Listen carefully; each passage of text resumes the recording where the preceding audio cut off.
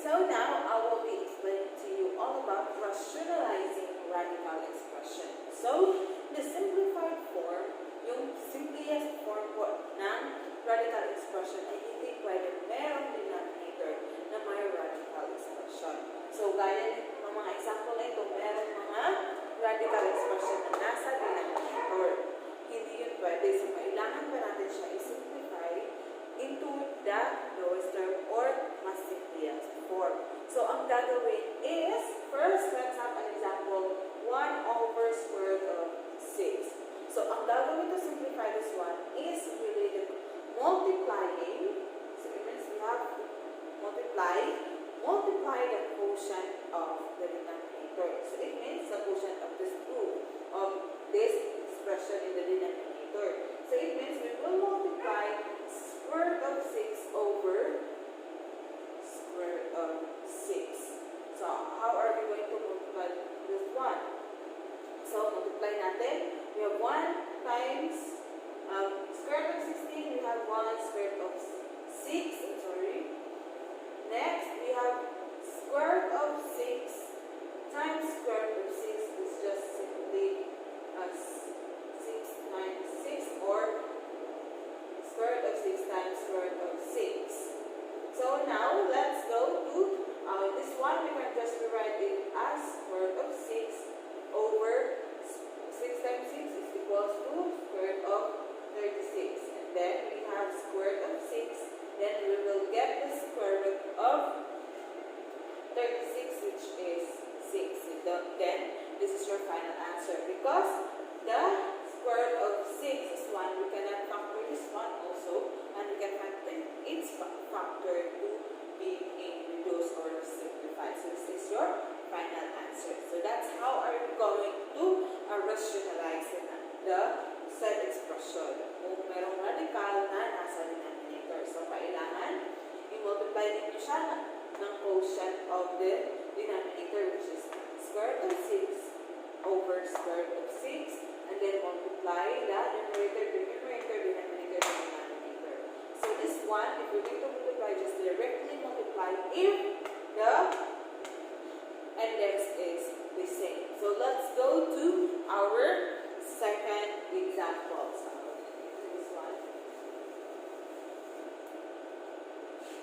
So we have here number 2, 4 square root of x. So how are we going to rationalize this one? So gaya din doon sa ating first example, we can just simply write 4 over x times square root of x, then square root of x.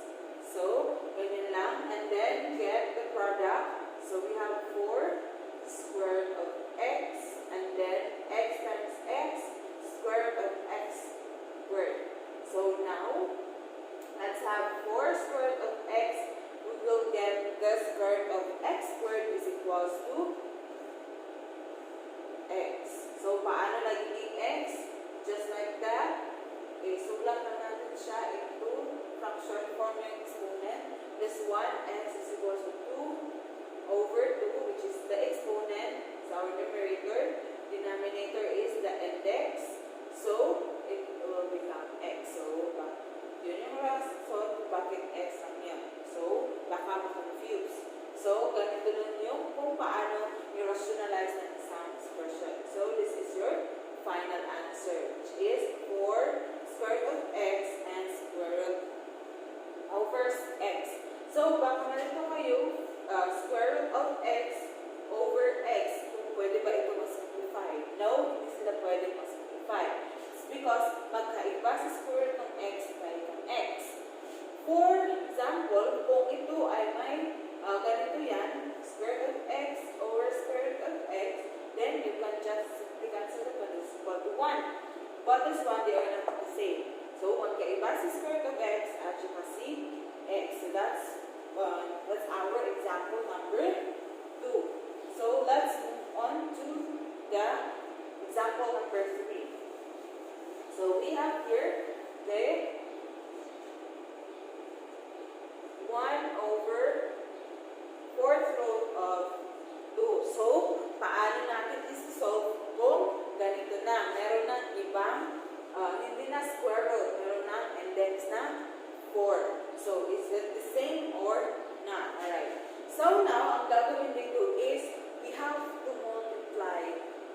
expression to the appropriate expression. So, we will consider the index for your kung ano yung i-multiply natin.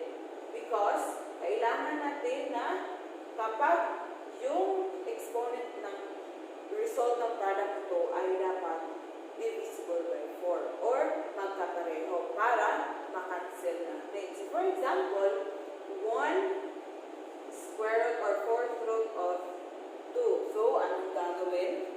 So, what we will do is just simplify the number or the expression na pag i-multiply natin ang ibibigay sa atin is the square root of our yung exponent is 4. So, we will use 4th root of 2 raised to 3 and 4th root of 2 raised to 3. So, bakit? Ito yung ginamit. Hindi pareho dito na we multiply square root of x then square root of x. The same lang. Dito, bakit hindi? It is because if we're going to multiply this 2, we have here 2 times 2 cubed. So, what we're going to do is 2, 1 plus 3 is equals to 2 raised to 4. So, it means na makukuha niyo yung index or mas-simplify natin ng mas madali. So, now, let's try niya para mas naintindihan.